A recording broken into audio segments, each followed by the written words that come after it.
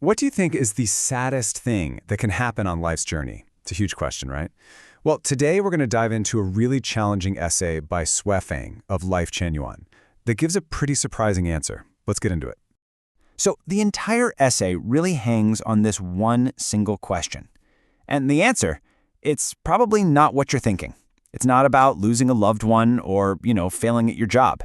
It's something much, much more personal. So what is it? What's the biggest tragedy a person can possibly face? And boom, there it is. The saddest thing isn't that other people don't understand you, it's that you don't understand yourself.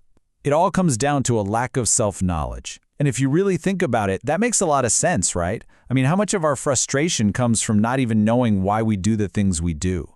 This one idea, it's the key to everything we're going to talk about today. Okay, so what does this self-ignorance actually look like? Well, according to the author, it has some pretty serious consequences. The argument goes like this. When you don't know yourself, you kind of become a puppet. You're constantly looking to other people for sympathy, for comfort, for validation.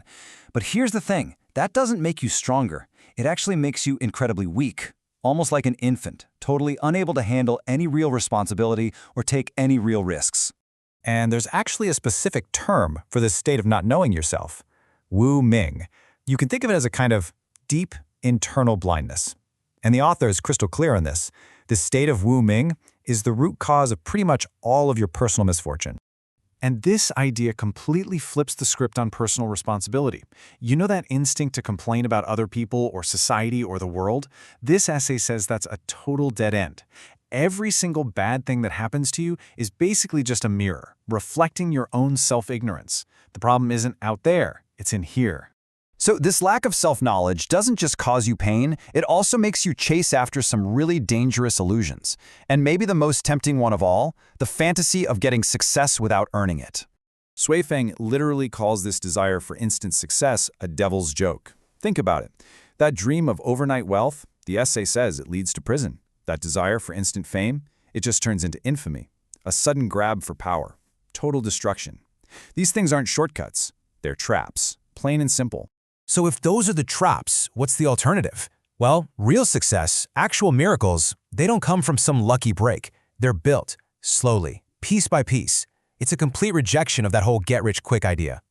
And this focus on hard work, on gradual effort, brings us to the core worldview of the essay. So if life isn't about getting lucky, then what is it about? The answer is intense. It's a battle. Yeah, there's absolutely no sugarcoating it here. Life isn't some peaceful stroll in the park. It's a fierce struggle. Just surviving is a fight.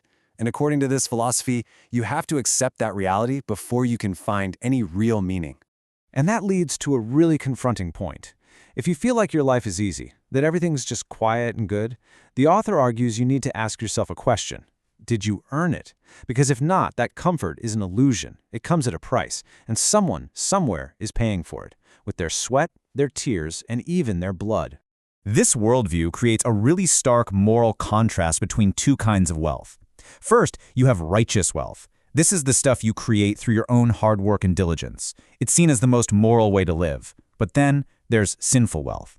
This is anything you get without labor, without sweat. And it's not seen as a gift, it's seen as a debt that sooner or later you're going to have to repay. So yeah, there is absolutely zero room for complacency here. Being lazy isn't just unproductive, it's framed as a deep moral failure. It's like you're trampling on life itself. Every single idle day is basically an act of self-destruction. Okay, so if life is a battle and being lazy is a sin, then what are we supposed to do? How should we live?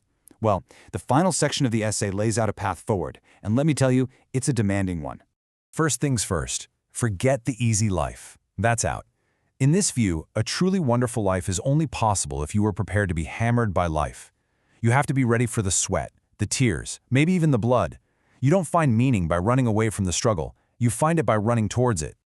Ultimately, it all boils down to a choice. It's like a fork in the road. One way is the crooked path. It looks easy. It's tempting, for sure, but the price you pay is huge and maybe irreversible. The other way is the righteous path. It's hard. It's gonna be a grind, but the author insists it is the only way to the peak of life. And this is where the final challenge really lands. It's a call for some serious individual conviction. It doesn't matter what anyone else is doing.